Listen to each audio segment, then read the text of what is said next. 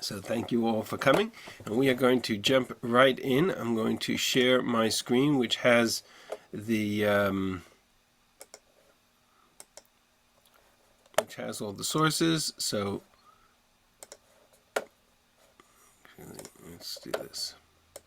Okay, so you should now all see a my let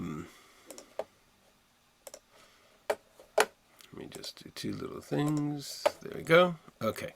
You should all see my text here, which is from the website Al Torah that has the text of the book and the translation. There are some tabs at the top which will include a tab of the source page that I had prepared for today, which is also linked in the chat.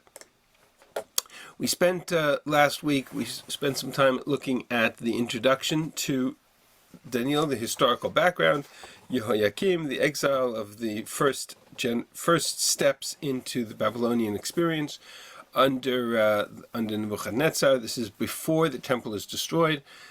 Yehoiakim dies on the way, or is unclear, but certainly at the end of the rebellion, Nebuchadnezzar comes, puts the rebellion down, takes some of the kalim, some of the vessels of the temple to Bavel.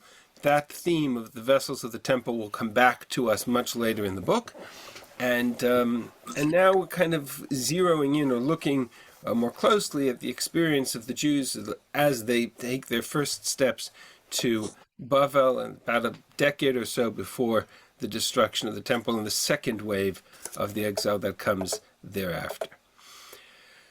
Vayomer HaMelech, starting with Pasuk Gimel. Vayomer HaMelech LaAshpenaz. Rav Sarisav, king spoke to Ashpenaz. Rav Sarisav, there are certain titles that are common to officers of the court of the king, whether it be in Egypt, whether it be in Bavel.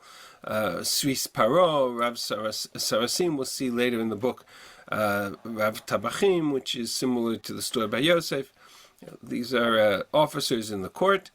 Lahavim ibnei Yisrael mizera hamelucha min apartamim.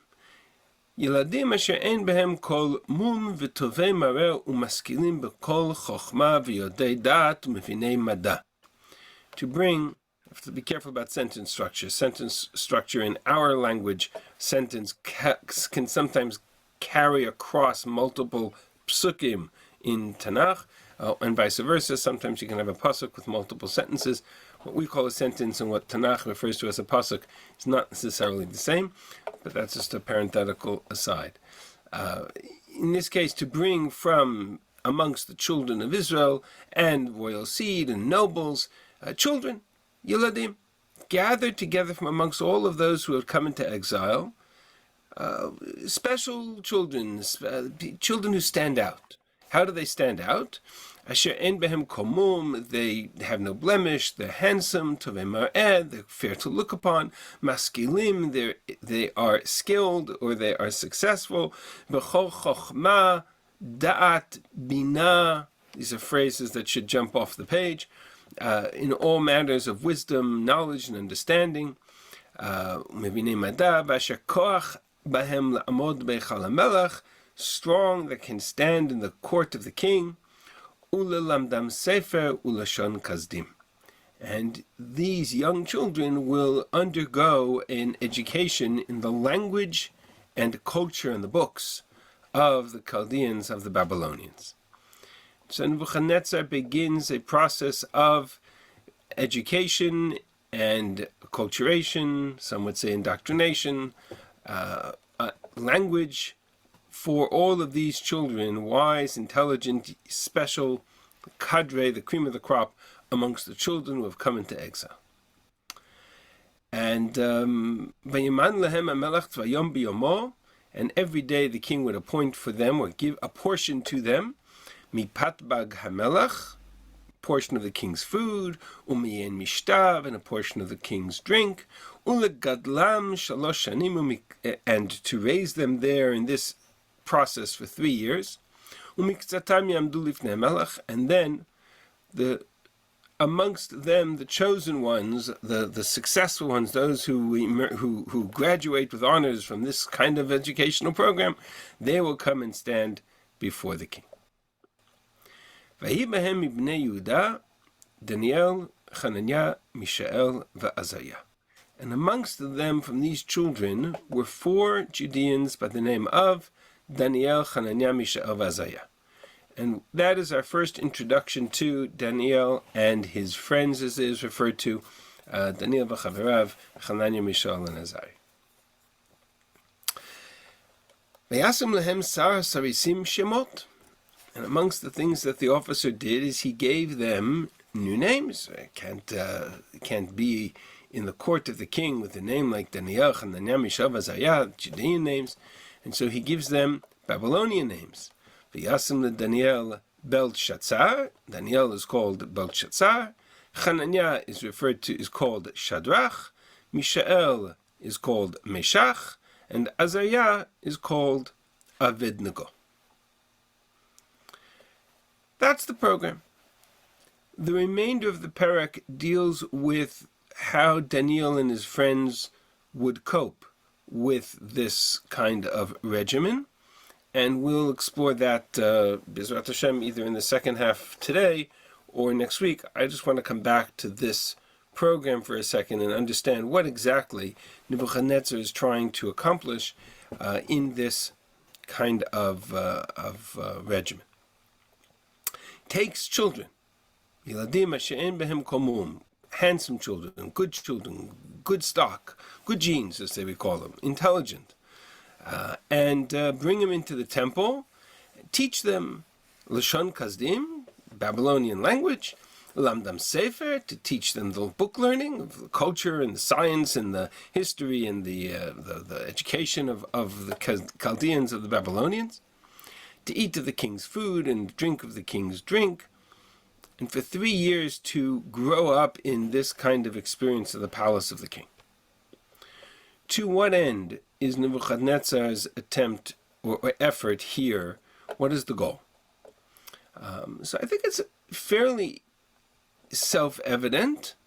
There's not a lot of rocket science here.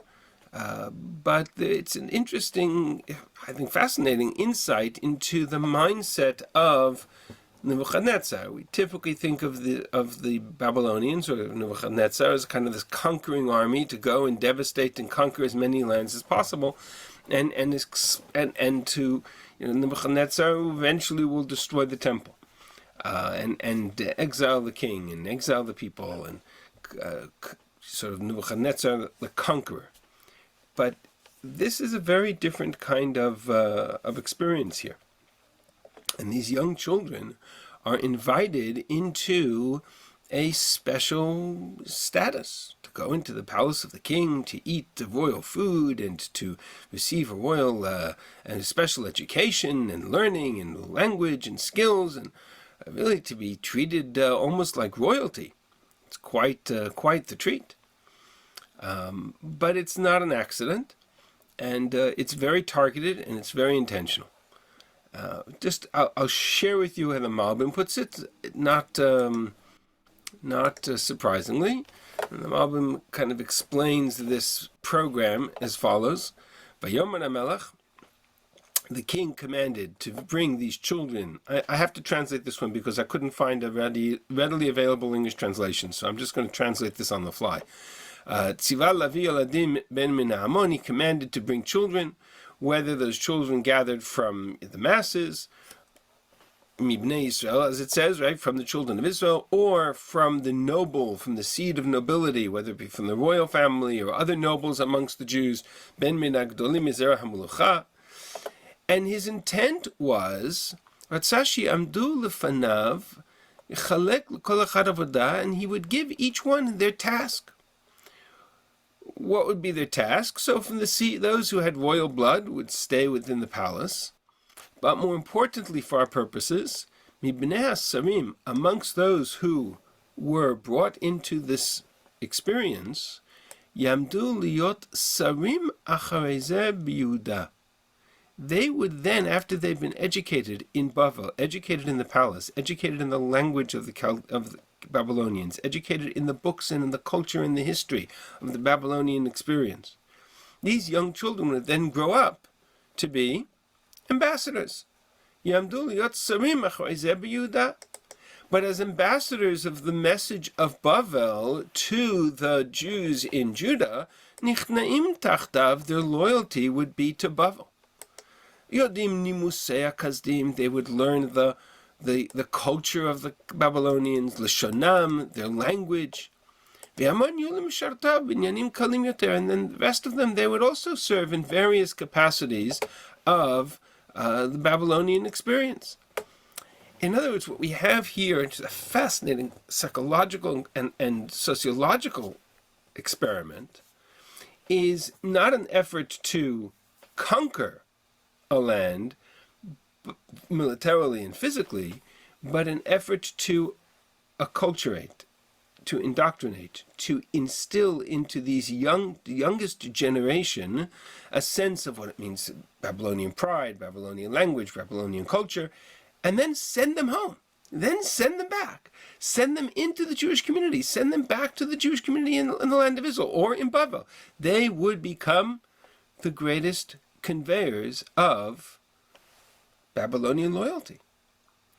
And to guarantee, or to, in a sense, to reduce any potential for opposition, for rebellion, for resistance, you take the youngest and the brightest and the best, and you give them all that the Babylonian experience has to offer.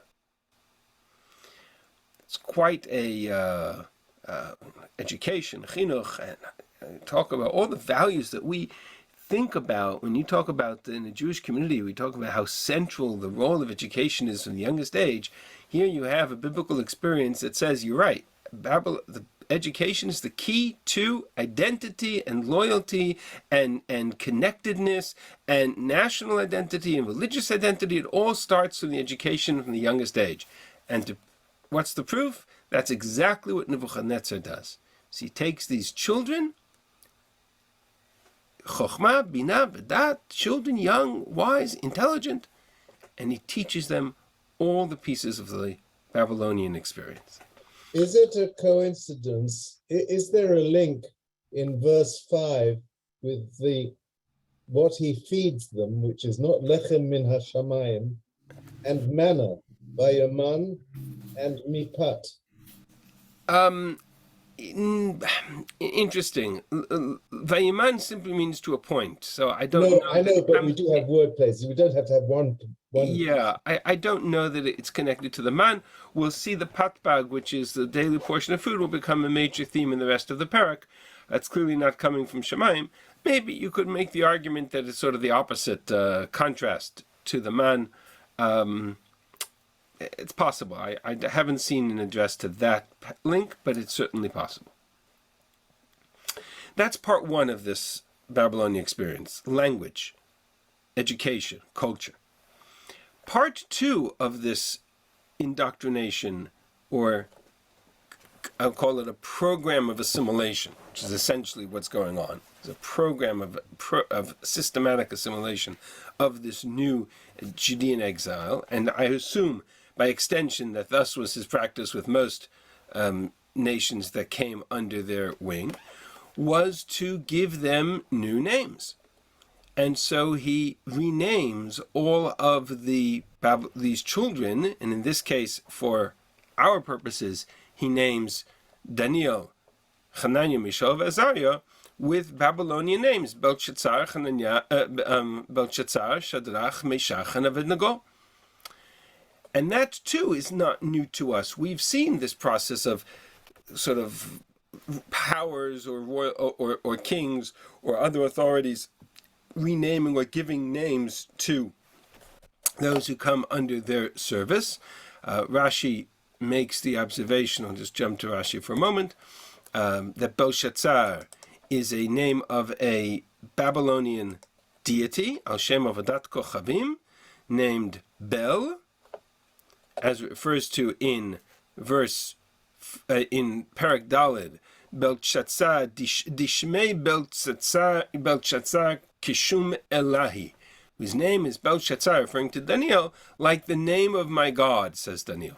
So the notion of these, they weren't just Babylonian names, they were in fact names of deities, names of Babylonian deities. And the Mefarshim kind of identify for each of them how they end up with this kind of Babylonian religious name, Shadrach, Abednego, etc. But you can see in that process too, Vayasim Lahem Saras Arasim, these names were given to them. It wasn't like they chose Babylonian names, right? They were given these names, and they are referred to by these names through the rest of the Sefer, although, and this will become a theme we'll look at several times, there's a little bit of tension with these names. Nebuchadnezzar names them, but every once in a while we hear that Daniel, whose name was Belshazzar, or Daniel, who the king called Belshazzar. A little bit of tension as to how they saw themselves by their original Hebrew name, or by this new Babylonian name that was imposed on them. That's one piece of the story. The other piece of the story is not just what they are named, but who names them. Ve'yasim lahem sar ha'sarisim shemot. It is the sar ha'sarisim who is giving them these names, who is saying to them, you shall be known now by a Babylonian name, not by your Hebrew name. That's part of this acculturation, part of this effort of mass assimilation, which is to kind of remove the exterior trappings of language and culture and practice and the name and integrate them into the Babylonian experience. For that you need Babylonian names. Belshazzar, Shadrach, Meshach, Abednego. None of these Hebrew names, Hananiah, Mishael, Azariah, right? Interesting observation. Names in Tanakh all are usually, especially names that are given, or that are rebranded, if you will, very often will have the name of the deity to which one affirms their loyalty embedded in the name. So if you look at Daniel, Hananiah, Mishael, Azariah, right, you can see the identification of Shem Hashem embedded in their names. And so Rashi points out, and the other Mefarshim as well, that the Babylonian names follow the same practice. Belshazzar, Bel, Babylonian god, a deity, etc., in order to kind of shift that religious identity, not just a national identity, but inexorably connected to their identity of loyalty to their deity. You're in Babel now. You have to remain loyal to. You have to accept your loyalties to the Babylonian deities involved, and that becomes a source of great tension for the rest of the Sefer, because that's at the heart of what the struggle in Babel is about. So you have essentially two anchors in this moment. You have the fact that their names are changed, and you have who is it that is changing their names. In this case, it is Sarah Sarisim, or it is a representative of the king. Anybody besides, we've seen this pattern already. We saw it by the kings of Judah. We saw it last week when we talked about the last children of the last kings of Israel, children and grandchildren of Yoshiyahu, who were put on the throne by foreign powers, and their names were changed. So Matanya became Tzidkiyahu, Yechoniah became Yehoiachin. Right? The names became Yakim became Yehoiakim. Right? Although they didn't change the deity embedded in the name, but they did change their loyalty, meaning you now owe your allegiance to me, king of Babel, because I put you on the throne. So my act of giving you this name is a way of claiming your allegiance to me. And that's also what's happening here. So Paro renames, and Nebuchadnezzar play that game with renaming the kings of Israel. We see it also, who else famously was renamed by a king when he entered into the king's service? Yosef, exactly. So the Ibn Ezra immediately on this pasuk, Vayasim lahem shemot, immediately points to Kasher Kara Paro Shem Yosef Tzafnat Paneach, just as Paro renamed Yosef as Tzafnat Paneach, drawing our eye to that exact moment where you have a servant who enters into, a slave almost, enters into the service of the king, and the king renames them regardless of whether it's a deity, but just the act of renaming them is a way of claiming loyalty to the one who grants that name. Names are a form of branding, they're a form of identity. And if somebody else or some other power grants me a name or rebrands my name, then they're essentially asserting their authority over me. We have a similar concept in the mitzvah Brit Milah, right? The Brit Milah that Abraham goes through, that's an experience of circumcision, is predicated by God coming to Abraham and changing both Abraham's name and Sarah's name. And that's why we name children at a bris, because there it's loyalty to God, it's loyalty to the covenant with the Kadosh Baruch Hu. But it's the same principle, right? At the moment that we enter into that covenant, we accept the name as part of that identity. It's a fascinating aside, was not really a subject for today, but just kind of open parentheses. Who is the most famous pair in Chumash that is named and renamed, if you will, is Yehoshua and Moshe. Moshe renames Yehoshua. So there's a fascinating discussion in the Mefarshim what that was all about. Right?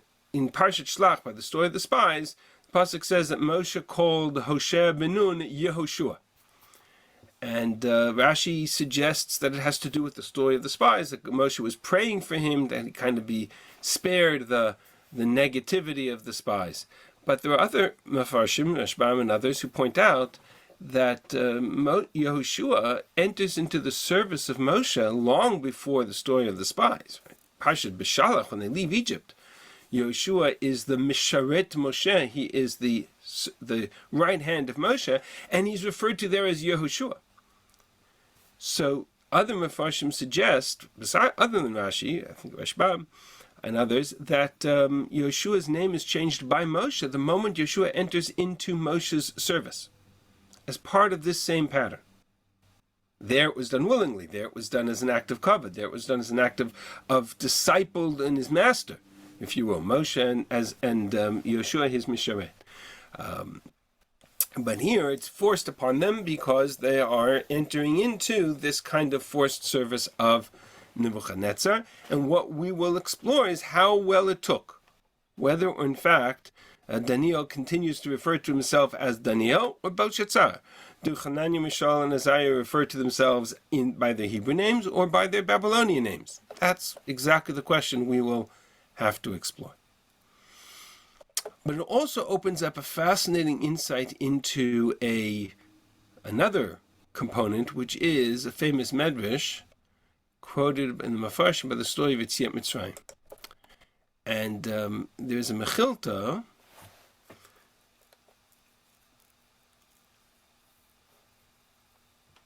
I'm going to basically summarize what I just said before. There's a mechilta that is quoted in various forms with regards to the story of the Exodus. By what merit did the Jews kind of earn their right to be redeemed from Egypt, so to speak?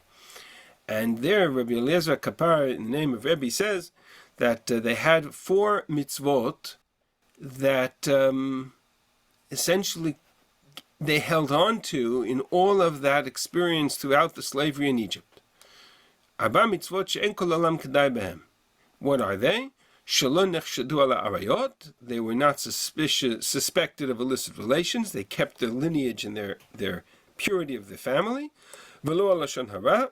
They did not slander each other. They did not kind of build up their own status at the expense of other slaves. Velo shinu et shmam, velo shinu et lashonam. They didn't change their names. They didn't change their language. They kept the same language and names that they had when they came down to Egypt. And one of the questions is, where did the Mechilta get this from? What's the source for this idea? And there's evidence in the story of Yetziat Mitzrayim itself, but the fascinating link is our experience in what we're studying in Daniel, which is that these children, you see by Daniel, the intentional effort of Nebuchadnezzar to change their language, to teach them Babylonian language, Lashon Kazdim, to change their names, to give them Babylonian names, and thereby to assimilate and acculturate them into the Babylonian experience. We'll talk about the arayot, the family relations a little bit down the road in the book as well. But these are sort of the anchors of identity on an external level, right? The external, the clothes they wore, the names they spoke, that they addressed themselves as, the language or the culture that they expressed. Language is more than just whether you speak English or French or Hebrew or Yiddish. Language is a whole cultural reference. And that was part of the struggle of this first generation of Jews going to Babel. They come face to face with the great Nebuchadnezzar's enterprise, and the first thing that happens is they enter into the service of the king, forced, as young children, and they're asked to take on Babylonian names, Babylonian clothes. Ostensibly, they're in the palace of the king, Babylonian names and language, and then to eat the Babylonian food. And that brings us to part 2 of this parak, which is the story of the food of the king and the effort to resist. So back to parak Aleph, pasuk Zayin, pasuk Chet. Vayasem Daniel al libo,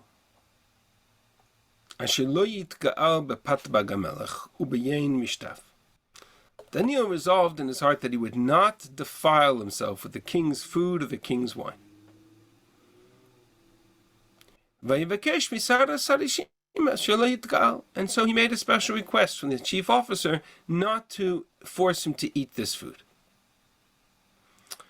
I'll come to the rest of it in a second, but immediately, pasuk Zayin to pasuk Chet highlights 2 things that we need to pay attention to.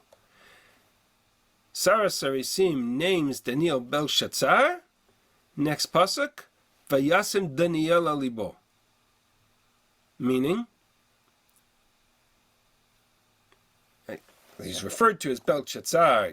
Abandon your Hebrew name. Now you take on a Babylonian name. Next pasuk, Daniel. And that's the tension. That whether or not that name sticks becomes a symbol. Right. It becomes a symbol in the story as to whether or not Daniel and his friends are willing to allow themselves to, remember the children, willing to allow themselves these kinds of symbols and externals as a form of assimilation, or whether they resist. And in Daniel's case, we see, and his friends as well, this is their resistance. Their resistance is, number 1, they'll be referred to as their Hebrew names, and number 2, they're being brought food, patbag hamelech, whatever the word patbag is. It's not clear what it means. We'll see that in a second. But the whatever food they're being brought, whatever drink they're drinking, comes from the king. They see it as a form of defilement. It's not, whether it's a kashrus issue or otherwise, and they refuse. Lo yitkal, adkan, till here. Now they put their foot down. We are not going to do it. Accompanying Daniel and his friends was an element of divine mercy, compassion, chen v'chesed. Sarah Sarisim took a liking to them. Sarah Sarisim, so he turns to them and he says, the Daniel, your request is innocuous enough, but I fear for my life from the king, who has appointed and apportioned your food and drink. If you go for 3 years without eating or drinking, what's going to happen, right? If you even survive, you will be emaciated and weak. My task is to bring you to the king healthy and strong. You will become pnechem zo'afim, your face is downcast, compared to other youths of your same age. Right? Just watching the program. These kids are eating and these kids are not. Well, these malnutrition and not malnutrition, malnourished and not malnourished. It's not complicated. Who will be responsible? Whose head will he take? He'll take my head. Daniel el Hameltzar. So Daniel said to the steward, by the way, there's a fascinating study of language. The words that found only in certain books of Tanakh that end up creeping into the modern Hebrew lexicon. Meltzar is one of them. In modern Hebrew, Meltzar is a waiter. Vayomer Daniel el Meltzar asher mina et Shemina Sar Hasarisim al Daniel Hanana Mishav Azaya. Daniel said to the steward who was appointed over Daniel, Hananiah, Mishav, Azariah. So it's all four of them, and again identified by their Hebrew name, because that's part of their resistance. Nas nat avadecha. Test us. Test us. Yamim asara for 10 days. V'yitnu lanu min ha-zeroim v'nochla. Umayim v'nishta. Instead of eating bread and drinking wine, we will eat grain or seeds and we'll drink water. And let's see what happens. And after 10 days, v'yerau lefanecha mar'enu u'mareh yeladim, let our appearance be seen before you, together with the appearance of other youths, and compare. And let's see what happens.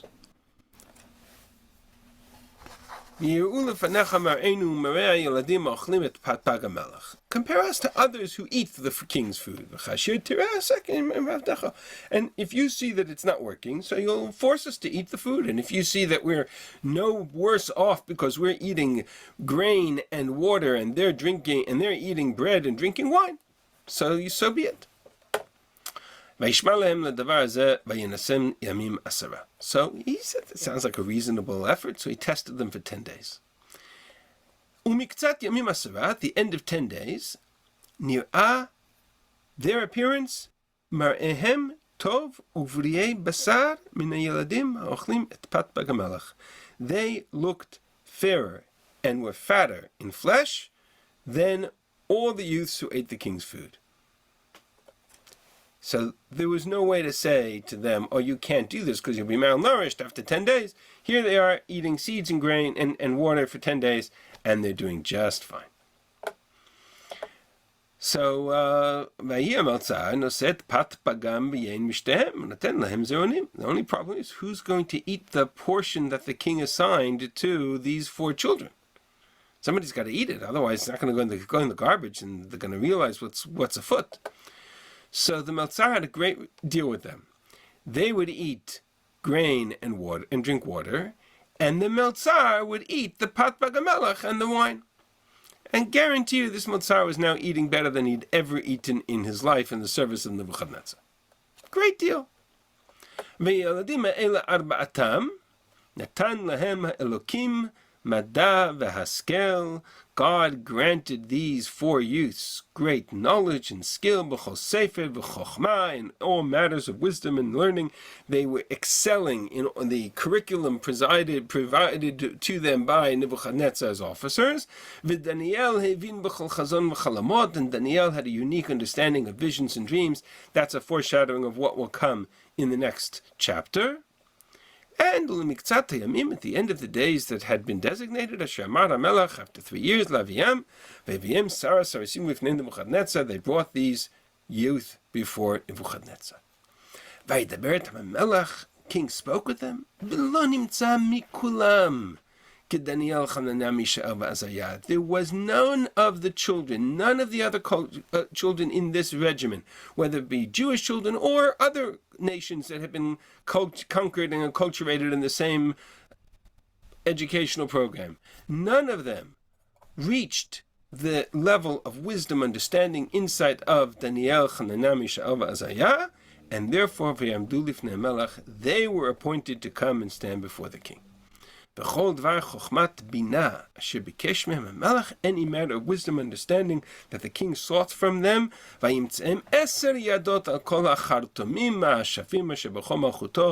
were 10 times better, wiser, more successful than all the magicians and enchanters in all of the realm of Nebuchadnezzar. And so they entered into the service of the king, and there Daniel served until the end of the book, until the first year of Koresh, the king of Persia. The story much, much, much later in history. Rabbi? That's Perek Aleph. Yes. Yes, somebody had a question. Somebody just had a question? I don't know. I heard somebody call out. But before, okay. Can you hear me? Yes? Oh, I do have mics. How old were Daniel and his and the other three? So we don't know exact ages, but they are described as children. So they're young. I'm going to take a guess at 8, 9, 10, 11 kind of age. Maybe they're teenagers.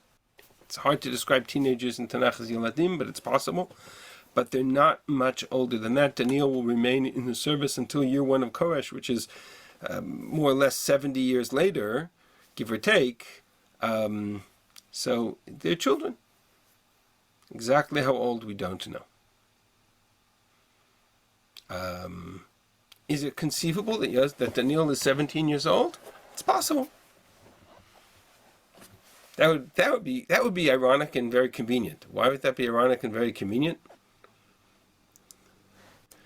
Because of where we're going next, which is that there's an obvious parallel between this story and another story in Tanakh that literally jumps off the page.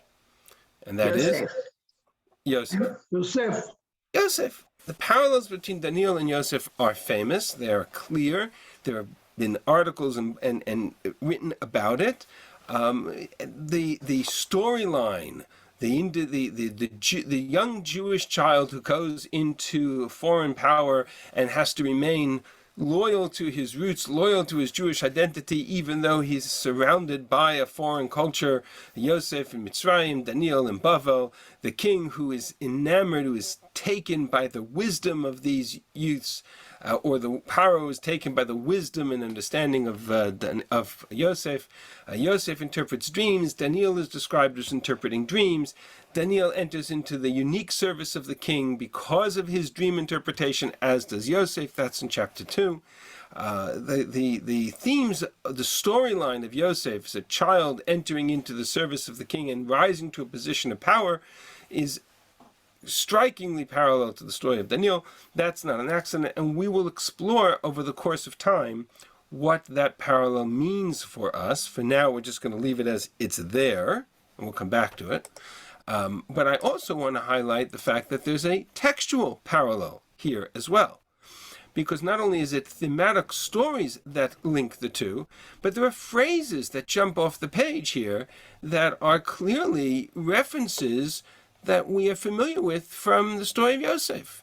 As an example, take a look at, let's take a look at Pasuk Tedvav. After 10 days, the children appeared before the king, Marehem Tov Uvriyei Basar. Good looking in appearance and fatter in flesh than all the other children. That phrase should that's exactly what the dream of Paro was. We saw all of those cows, Yafot Mareu Briot Basar, these beautiful fat cows emerging from the Nile together with the lean, skinny other cows. Now, in this case, we're not talking about cows, we're talking about children, but you have beautiful, fat, sort of healthy-looking children and emaciated-looking, comparing children in comparison compared to the dreams. And if you follow that line of language parallel, there's a small chart here, and again, I didn't include the translation. I apologize. I just wanted you to see the language pieces.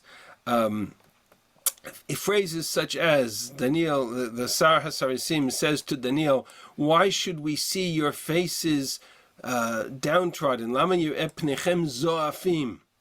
When compared to the other children, if I only feed you seed or grain. That was exactly what Yosef saw in the other prisoners in the prison when he says to them in the morning, "Vayarotam inam zoafim," and they were sad. Right, the Saramashkim and the Saraof and the baker and the butler, they were in that jail, and they were sad. They were distraught. They were worried. They were concerned, and you could see it on their faces. But the language there, panim zoafim, is the same. I already showed you the parallel of Marehem Tov Uvriyei Basar, which is referred to in Paro's dream.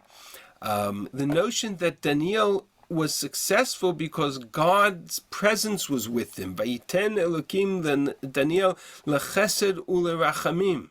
He gave him a kind of compassion and mercy and chen that the Sarasim took a liking to him. That too is a parallel to Yosef, where God's presence, Vayhi Hashem et Yosef, God was with Yosef, and therefore he had a sense of chesed and chen that accompanied him wherever he went. These children are described as Tovei Mar'eh, which is exactly the same language as described Yosef. Yosef was Yefei Toar, Yefei Mar'eh, was handsome. And in the end, Daniel and his friends enter into the service of the king because there is none other, lo nimtza mikulam, no other person there in that kingdom, or amongst those children, had the same kind of dvar chokhmat bina, the kind of chokhmah and bina, that wisdom and understanding that Daniel and his friends had. It's exactly the same language Paro uses to describe Yosef's uniqueness. Ein navon v'chacham kamocha. There is none as wise and understanding as you. And therefore he enters into the service of the king. So the language parallel, the content, the storyline, the striking similarities between Yosef and Daniel are very clear, including the need to resist the acculturation of the time, to remain loyal to the roots of Jewish identity that are the core of the story. The whole essence of the story here is Daniel and his friends resisting the bread and the wine and the kashrus challenges that being in the palace of Nebuchadnezzar posed for them, as was, we'll see a little bit in a few moments, similar to the story of Yosef. So there is a striking parallel in regards to the experience that Yosef and Daniel find themselves in, and that parallel we will continue to explore, and the Farshim pick up on it, the Medrash picks up on it. It's not hard to see it in the next chapter when Nebuchadnezzar has a dream and none of his advisors can tell him the meaning of the dream except Daniel. Right? That story is so strikingly similar that it jumps off the page. Can I just say a comment here? Mm-hmm, sure. Eating this zeronim is very smart because every zera has in it all what the whole plant is. And actually, I can recommend it because I'm doing it. I'm eating zraim every day. It's healthy. It has everything in it. I appreciate that. I would only raise one question. I'm not 100% sure. I could be wrong. I'm not 100% sure that Daniel and his friends knew that.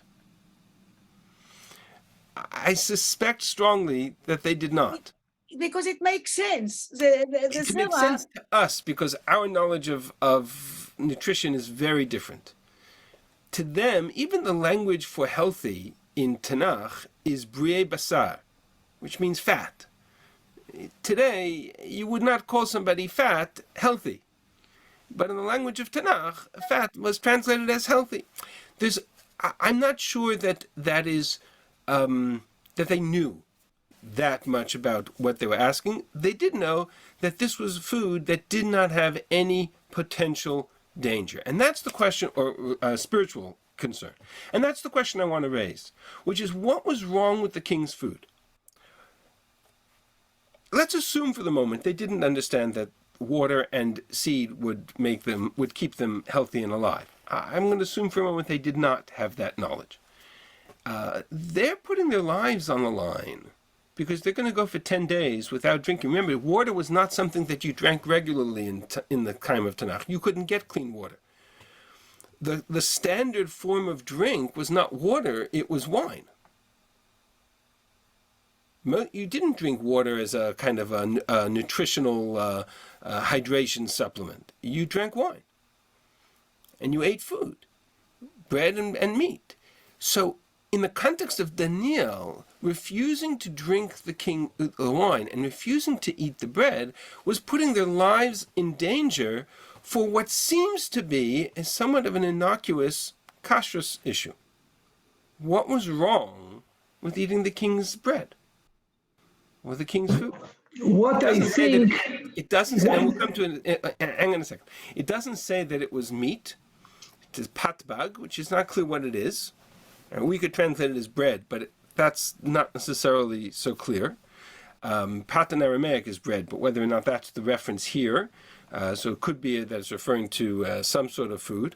What was wrong with the wine? Unclear.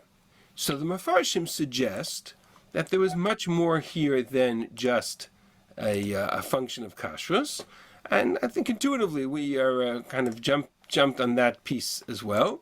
I'm just going to go back up to the sources.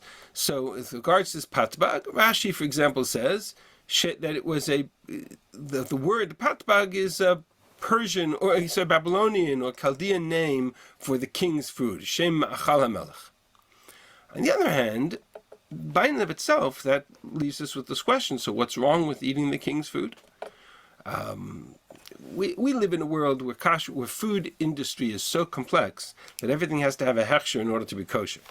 In the world of Tanakh, that's not necessarily the case, right? You don't have food processing. You have meat, fish, and vegetables. So your meat and your fish have certain issues with them, but your vegetables do not. That's essentially it's a simple kashrus issue, maybe, but kashrus is not one of the big three for which everyone has to put their life on the line if in violation.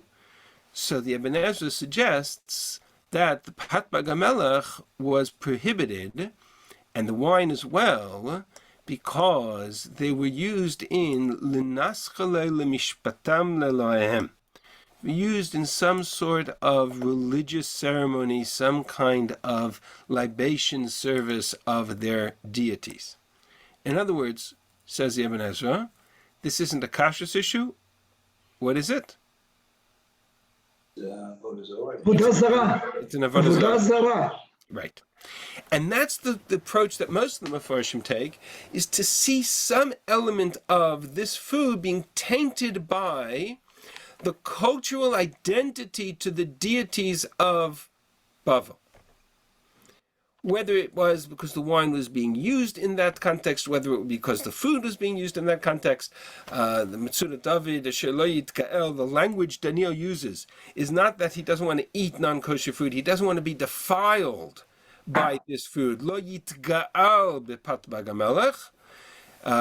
And that because of its identity with Avodat Kochavim Umazalot, says the Metzudat David, you have that, and the Malbim similarly says Yichedoto la'avodat elilim, that this food was designated to the purpose of idolatry, misivchem meitim v'yein ischeihem, offering food, bread, meat that was used in some sort of sacrificial service, or wine that was used as some sort of libation ceremony.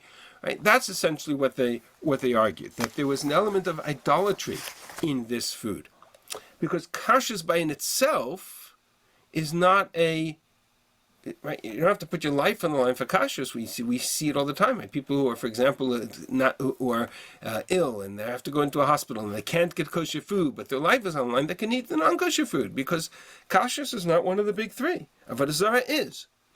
So the Mefarshim are bothered by the notion that Daniel and his friends would resist just on the basis of kashrus. There had to have been some other element here that expands this resistance beyond just food and into the domain of food tainted by idolatry. In the Gemara, there's a fascinating observation that sees this issue on a different level. The Gemara, it's actually Gemara in Masechet Avodah Zarah, says the following: we have no evidence that this food of the king or wine of the king was in fact used in libation or sacrificial services. We have no evidence to that. So why would he resist? Why would Daniel and his friends resist its use?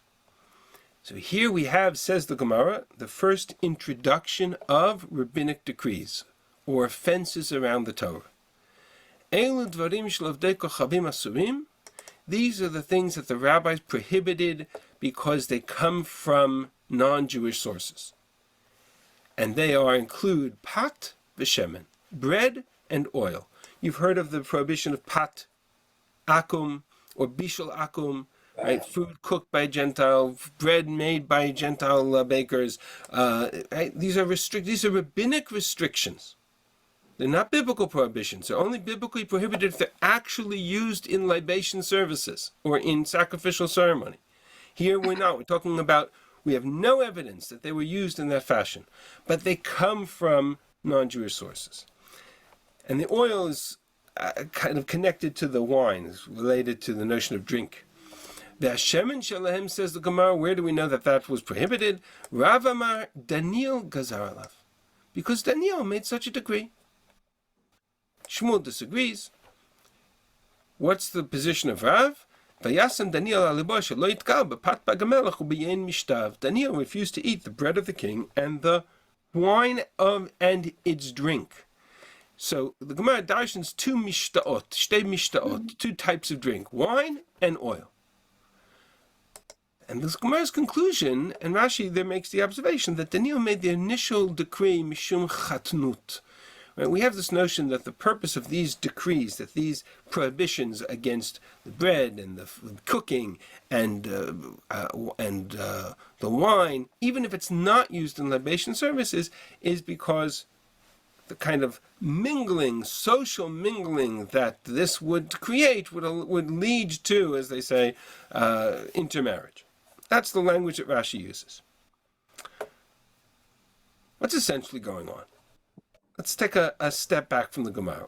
How did the Gemara see, how did Chazal see in Daniel's behavior a decree against bread and oil and wine of Gentile sources because, as Rashi says, there would be a concern about social mingling that would lead to intermarriage? What is the connection there? So here I think the answer is by taking a step back from the text and the language and the nuance for a second and looking at the experience.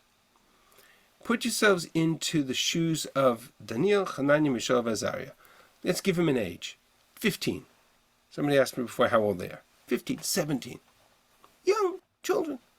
Enter into Babylonian experience. They enter into the palace of the king. They're forced into a Babylonian educational program. They're taught Babylonian customs, Babylonian language, Babylonian science and history, Babylonian loyalty, social studies, science. They're given Babylonian names.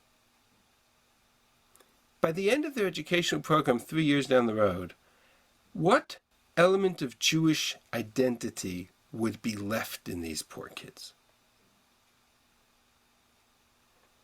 Could they even identify themselves as Judean, or would they have become so acculturated into the world of Bavel that you wouldn't be able to identify them as Jews at all?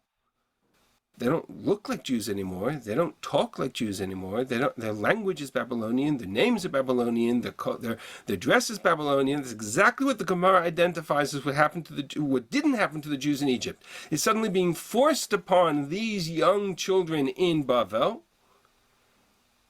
Where's the line in the sand? Maybe circumcision? Interestingly, circumcision doesn't appear in the context of the book. It's an interesting question. Maybe because it was too hidden for it to be identifiable, right? We're talking about externals. It becomes an issue much later in the Greek arena, in the story of Hanukkah, because the Greeks extolled the virtue of the gymnasiums and the nude. So it was open, it was clear for people to see. But in the world of Babylonian, that's not the case. So it's too hidden even to remain an identifiable issue. Where would be the line in the sand for that? So possibly there was still community that they occasionally met with, maybe, who had not acculturated. Maybe, we don't know. They're growing up in the palace. It's possible. Doesn't tell us. But for them, the line in the sand is the food they eat. That to them is the symbol of the last remnant of Jewish separateness from the world of the Babylonians. The lo yitga'al bepat bagamelech, not to be defiled with the king's bread and wine. And that the Gemara sees as the foundation of all of those rabbinic decrees. Patakum, Bishalakum, all of those rabbinic decrees are essentially what Rashi describes as there to separate the social interactions with the non-Jews. That's essentially at the core of it. But there's a fascinating, this whole connection creates a fascinating source for one of the most esoteric comments in Rashi in Breshit. Remember we talked about Yosef. Yosef faced exactly the same issue. Yosef is sitting in Paro's palace. Yosef is given all the keys to the palace. He finds favor in everybody's eyes. In the house of Potiphar, he is second to none. And then we find the following text. I have 1 second left. I have 1 minute left. I'll show you something. We find the following conversation. Yosef, the pasuk says in Perek Lametet, "Ve'azov kol shelo biyad Yosef." Potiphar left all that he had in the hands of Yosef. V'lo yadai tom uma. He said, "Yosef, you're in charge. I don't want to know about anything." Ki im alechem asher hu ochel. The only thing that Paro left, the Potiphar did not put in Yosef's hands, was the bread he ate. And Rashi says that the bread he ate is a euphemism for his wife. Why? Because look at the next verse. When Eshet Potiphar challenges Yosef, the language of the pasuk that is identical. He has not. Right? Yosef says to Eshet Potiphar, God, that the Potiphar, master, has not left me, has not held back anything from me. Nobody is greater than me in the household. I'm not withheld from anything. Ki im otach ba'asher at ishto, with the exception of you, as far as you being his wife. It's the same language as in pasuk Vav. But what you have in the story of Daniel is, okay, if at the age of 17 or 20, or in this case, a couple of years later, at the age of 20, young, handsome Yosef in the world of Eshet Potiphar, that's the temptation, is the wife of Potiphar, that same temptation to the young children, Daniel and his friends, we're going to talk about as what the food they eat. But the message is the same. There needs to be a line in the sand by which you say, okay, I can enter into the service of Paro. I can work in Babel. I can look like a Babylonian. I can even talk like a Babylonian. I can sing like a Babylonian. I can wear the same clothes as a Babylonian. But at the end of the day, I am not Babylonian. I am Jewish. I have my limits. Something has to be a flag I raise that says, even in the world of Bavel, even in the world of Paro and Mitzrayim, even in the world of this cultural experience that is at its core antagonistic to everything identified, you can impose on me Babylonian names, dress, and experience. I will draw a line in the sand. And the line that I draw in the sand in the world of Yosef, that's the world of the arayas, the temptation of the lineage that Chazal talk about, the Jews in Egypt having preserved their lineage, their yichus, right? Arayot. In the world of Daniel, it's described as having preserved the food that he ate and the identity of, I'm a Jew, something I do because I'm Jewish and not because you forced me to become Babylonian. That will become a theme. It will grow as the book progresses. It will mature as Daniel and his friends mature. But what to Yosef as a young adult is the temptation of Potiphar, to Daniel and his friends as young children is the temptation of the food that's being put in front of them. And that's why I think Chazal saw the connection between these two in that experience.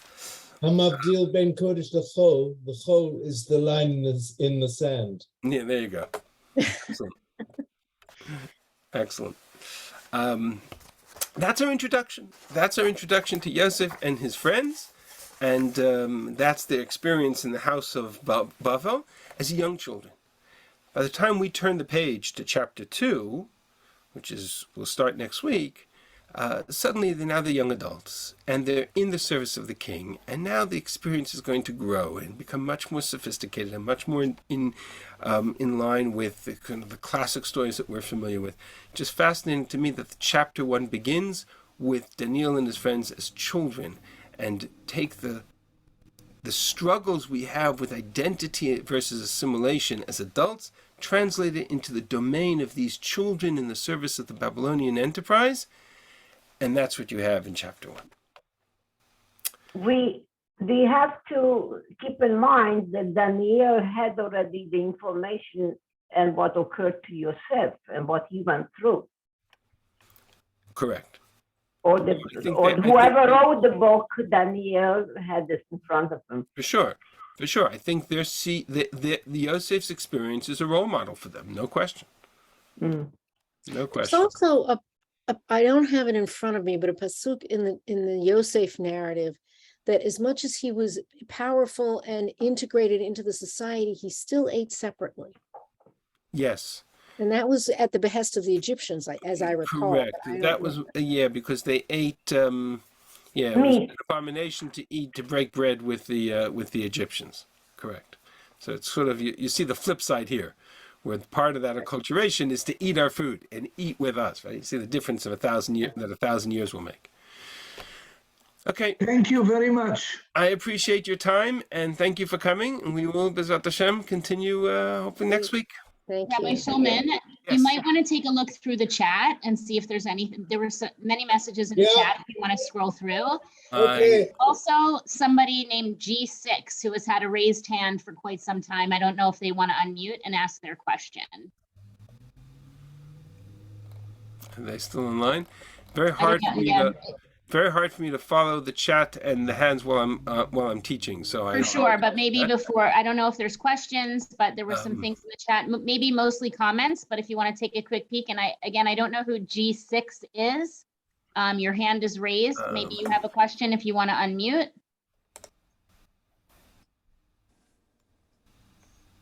I don't know. You know what? Can you save the chat and then I will look through it and Yes, the chat is saved along with the recording, so you'll be able to look at that, and maybe you can. And if there are questions that I haven't answered, I'll try to address them next week. Excellent. Okay. Okay, thank you so much. Excellent. Thanks everybody for coming. And Rabbi Shulman does generally he's online 10 minutes before the start of class. So if you did post a question in the chat and you wanted to clarify anything before the beginning of next week's class, you can meet us here online a few minutes early. Okay? Great. Thanks, everybody. Thank you. Thank you, Rabbi. Thank you, Rabbi Shulman. Very good. Very interesting. Thank you. My pleasure. Thank you. Insightful. Wow.